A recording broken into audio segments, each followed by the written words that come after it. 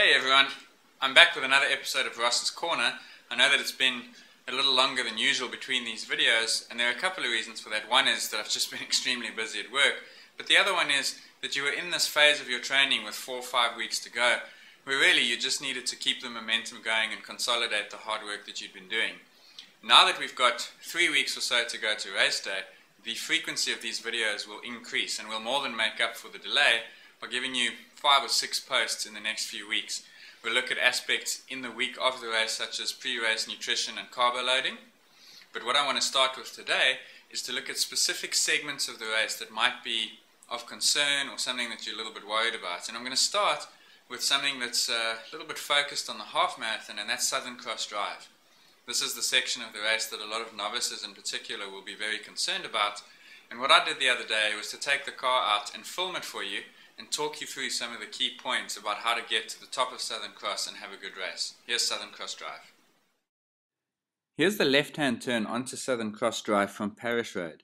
This happens around 400 meters after the 10-kilometer mark and signals the start of the climb. The good news is that the first 600 or 700 meters of the 2.5-kilometer climb are not that steep. The section you're looking at right now is only around 2 to 3%, which means you have quite a nice lead into the climb. It doesn't bite immediately. This makes pace judgment all the more important, however, because the less steep section early on can be a double-edged sword. There's a real temptation to force the pace early, to take advantage of the gradual part of the climb, and to try to make up for future lost time. The problem is this can be really risky, because when the road does kick up a little later, you might well pay for those early investments.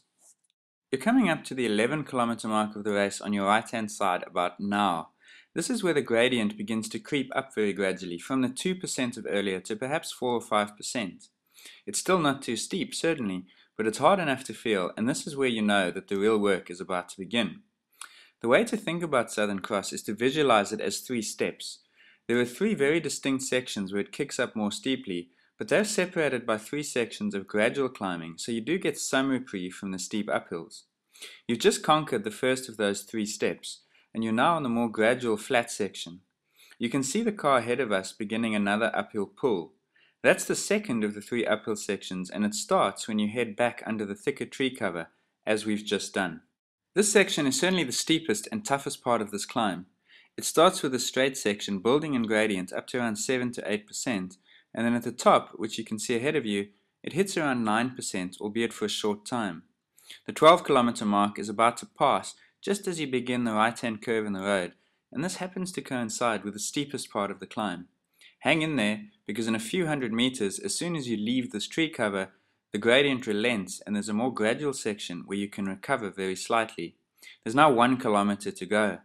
This tough section is made more difficult by the fact that it's often very quiet, but hold out for the spectators who are waiting to welcome you to the top in a few minutes. So you're now on that more gradual section, which is certainly not flat, but it's at least down to 4 or 5% rather than 9% of earlier. It's here that you can gather yourself for the big final push over the final few hundred meters, knowing that the worst is behind you. The road then bends to the right, which signifies the third and final uphill pull of the climb. It's steep here, but not as bad as earlier, so push on through. When you see the road start to bend to the left, you know that you've done it. That's near the top, and from this point onwards, Southern Cross Drive is in the bag. As you made that sweep left, you'll have seen that the road actually drops downhill for a few hundred meters, and ahead of you, you'll see thousands of people waiting to welcome you to the top. This is where you join up with the ultramarathon, and you can look forward to your final 8 kilometers. You'll hit the 13k mark shortly after making this right-hand turn, and then you have a nice long descent before you hit the section up to Kirstenbosch, but we'll talk about that next time.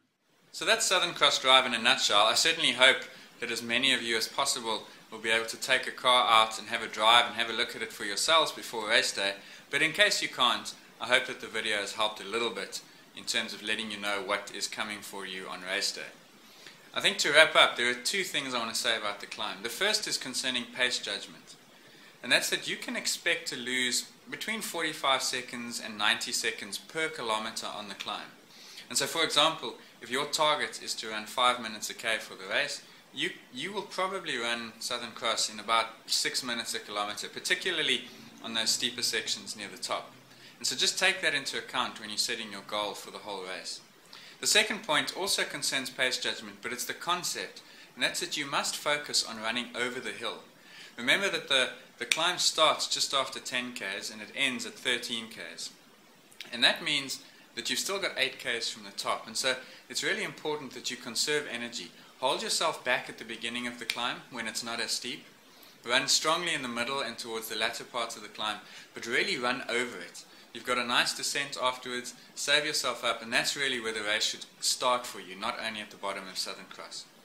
I'll be looking at other segments of the race, Chapman's Peak, the Kirstenbosch bends leading up to Top Gate, as well as the last segment, so do join me in the next few weeks for those. Until then, happy tapering and good luck with the training.